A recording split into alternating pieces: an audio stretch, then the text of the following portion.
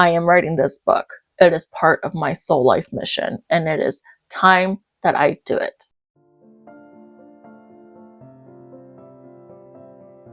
In 2024, my team, along with the creator, asked me to quit my job. And I freaked out. I was like, why am I quitting? And that's when they said, listen, you're about to head into a new timeline. And if you don't pay attention right now and you don't get on this train, you're going to miss it.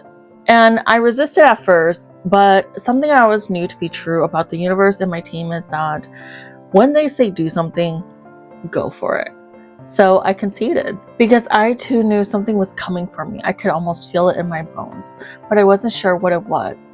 All I knew was that all I could do now was really trust them and trust in the timing of the universe. And so then about a week after I left, the creator actually tapped in and was like, hello, it's time for us to talk. The creator and my spirit guides sat me down and they said, we are glad that you left your job. But now for you to move into this new timeline, you need to heal the reason why you first started on this journey. And I was really confused because I was like, okay, I thought I kind of already went through this.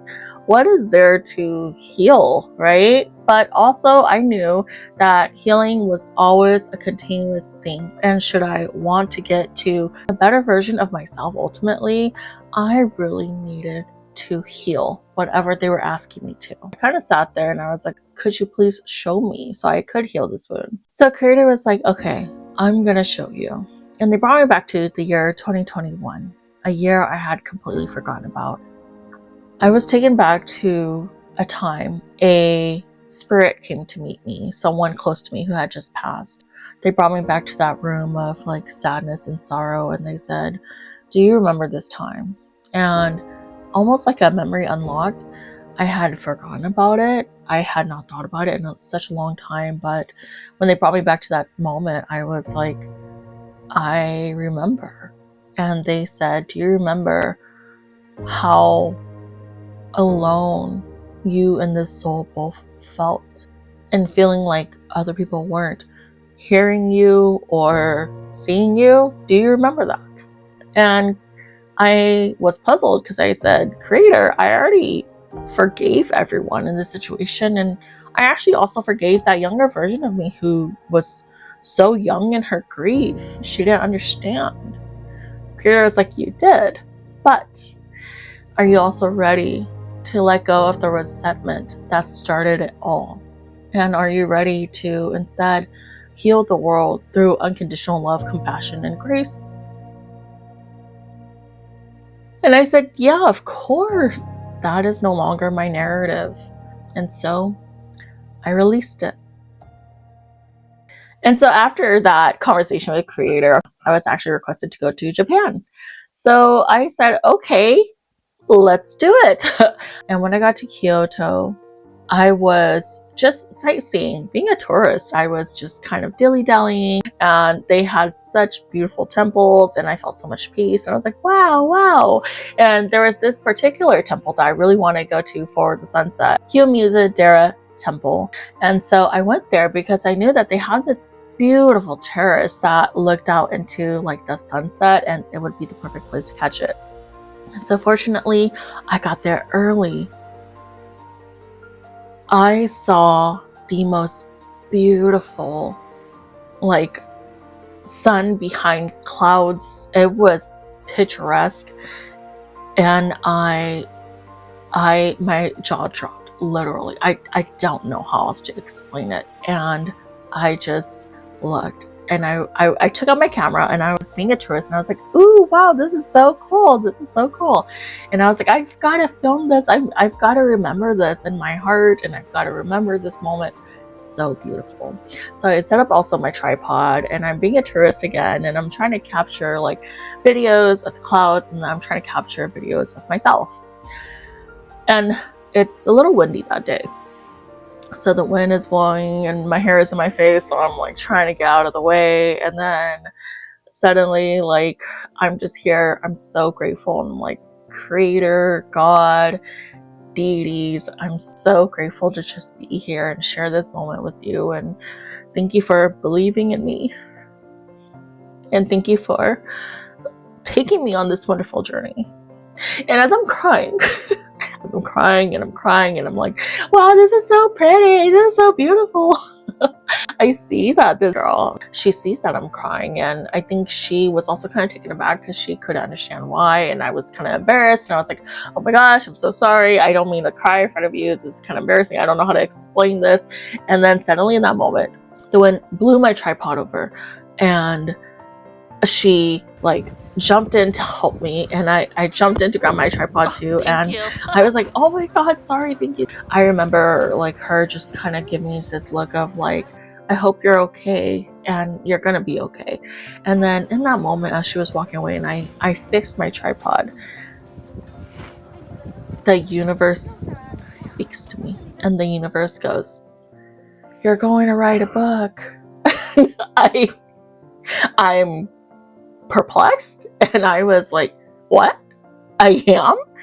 And I just never forgot that moment. I was just so grateful that this local helped me, and at the same time I was so grateful for the universe that when that message came that I was going to write a book, I was like,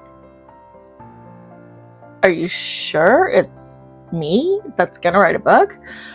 And so Japan wasn't where I would start writing the book, but it was definitely where the idea was given to me.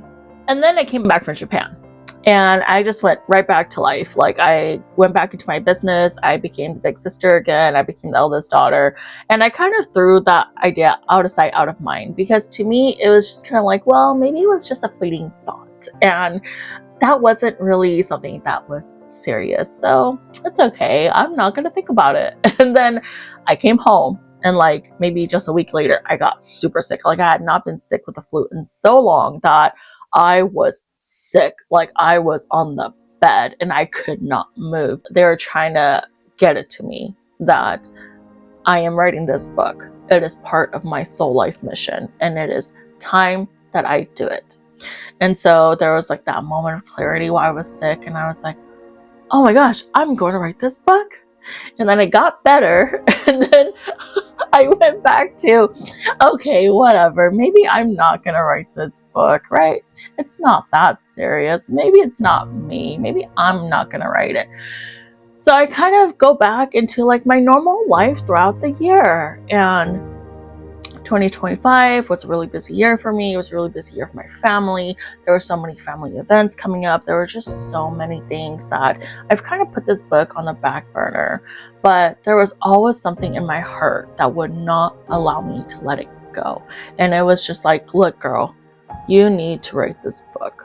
And it would not leave me alone. And so after the summer, the fall came, and everything in the family was starting to slow down. I was starting to have like a moment to myself again, where I realized this book is not going to leave me alone, and this book is really asking me to write it. It is part of my soul life mission, and I cannot be running away from that. And so I bought a one-way ticket to Seoul, because I figured, okay, this is maybe where I can go to escape and write it. And I specifically chose Korea for their cafe culture, for their third spaces. I knew that if I was going to write this book, I needed places and spaces to go that would allow me to kind of thrive and have that creativity. But when I got to Korea, I kind of went through this thing again where it was like, okay, well, just kidding.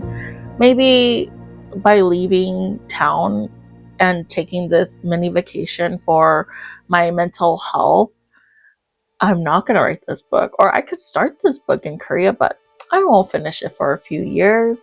Just here for a mini vacation. I'm going to, get some facials, relax, and then I'll just be back.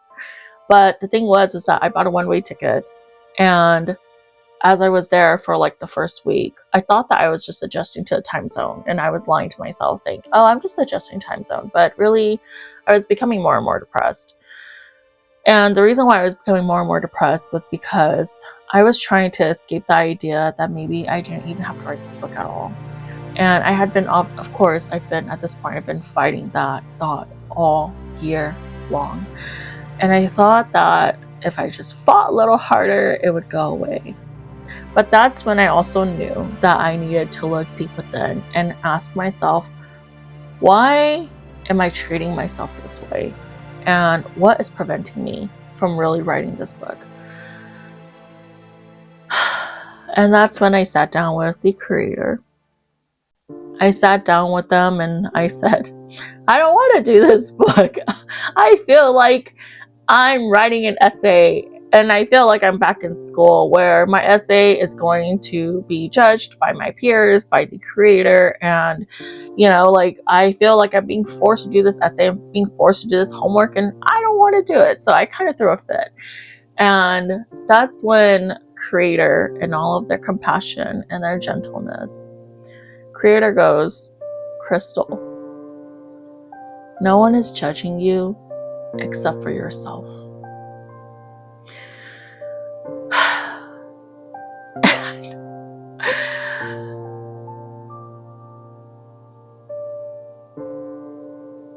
And I cried because I knew they were right. And I was like, you're right. Creator, I know you're right. And I could not escape that. And I was like, Creator, I know you're right. And I know it is just me. I know. And in that moment, I realized if I was the creator of my own suffering, perhaps I could also be the creator of my own beginning. And then I said, I surrender. I surrender. Help me write this book. The next day, I woke up. I didn't go to any coffee shop. I didn't do anything fancy. I didn't even brush my teeth. I got my usual Atina mayo onigiri, my banana hazelnut coffee, some grapes, and I just went right into it. And the craziest thing happened. Like all these barely started manuscripts, like all these notes that I had taken from clients that I told them I would be writing their story. It just all fell together.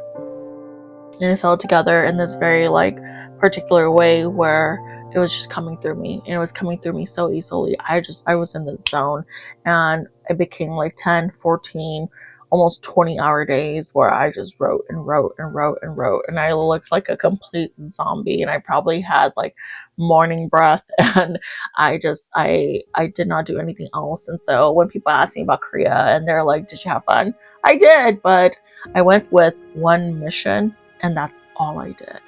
And so I didn't really get to explore the city like I had hoped to or wanted to. And also I noticed that when I look back at my videos, a lot of them are filmed at night because I spent the whole day writing and writing and writing, and I was so dedicated that it wasn't until I actually left in the evening that I was out and I saw people and I did things. And so most of my days was just eating ramen and people watching. But it wasn't until I had a friend who came to stay with me for about a week or two that it was December 28th, 2025, and I will never forget this day. I cried because I was like, oh crap, I think I'm done. It was a strange feeling of feeling rewarded because I worked so hard.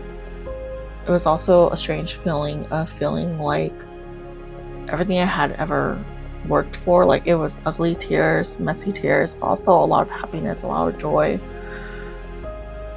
It was just wow, I am done. I finished everything I came out and said I would do. You would think that's where the journey ends. I came home after Seoul, and that's when I knew this book had to come out in 2026. I had convinced myself that it would have been done in the summer 2025, but that was also a pressure tactic for me to pressure myself, and it was made out of a lot of pressure that, see, look, I couldn't get it done, so it's going to take a few years. But now that I had honed in, I had locked in, and I wrote everything out in Korea, I was done, that I came back home and I had certainty in a way that I did not have before. Like I said, I finished my manuscript in Seoul, but now it was time to refine it, to edit it, publish it, right?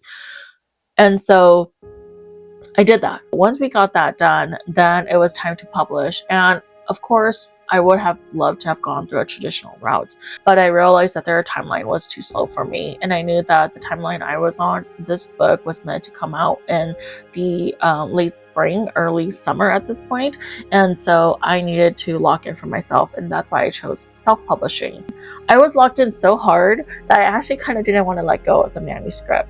I was having a hard time, and I was just like, I kind of don't want to let it go, so let me hold on just a little tighter and let me keep revising, because that's what I've got to do, right? I've got to keep revising. And then it came to this point where I had another moment with my spirit guides, the creator, where they're like, girl, you gotta let go. Like, it's never gonna be perfect like how you want it to be, but you are good enough. And that was another moment for me, and I was like, oh my gosh, okay, I'm letting it go. I just ordered author copies, and I ordered a bunch of them for the pre-order. I was reading up all these Facebook groups where they're like, 3 to 5 days is for shipping. They're not telling you how long it's going to take to get to you, and I got nervous.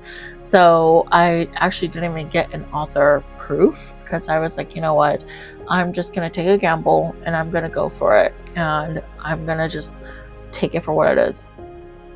And I'm glad I did, because it did take them quite a while to get me all my books, and they broke it into different shipments. I remember the first shipment I got, I was so underwhelmed already, because you know when you wait for something for so long that by the time it gets to you, you're like, okay, I guess it's finally here. But I filmed myself, and I'm like, okay, yeah, you know, whatever. I guess I will be happy because it's finally here. Yeah, it's a book. And I opened it, and before I knew it, I cried. The overwhelm got to me. Like, I was underwhelmed, and then the overwhelm got to me, where it was like, it's real. It's been manifested, and it's in your hands. The book came together. I'm here now. I knew in Korea when I cried to the creator, and I was like, I don't want to write this book, I'm not ready, that what I was really surrendering to was my vulnerability. If I was able to surrender my vulnerability completely, I would be in a place where I would be lifting the next generation of healers, but also people who are seeking healing. And so at that point, it was no longer a cost. On my last days in Seoul, I thought about what my brother said to me before I left. So my little brother came to visit me before I left for like this 3-month-long journey. Under his breath, he was like, I hope you find what you're looking for.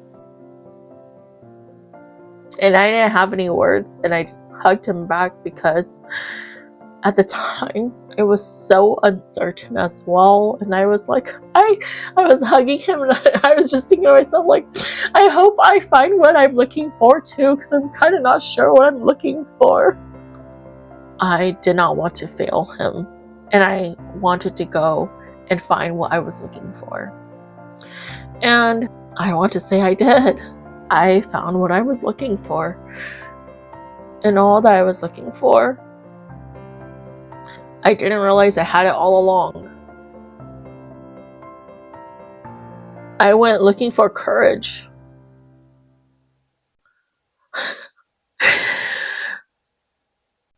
Only to realize there's been courage within me all along.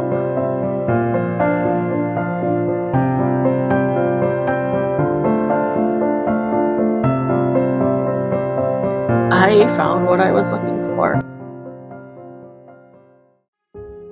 There are multiple themes that my clients and I go through, but the overall theme for this book is simply courage. And so when people read this book, my hope for them is that when they read it, they also find hope. They also find their own courage through these stories.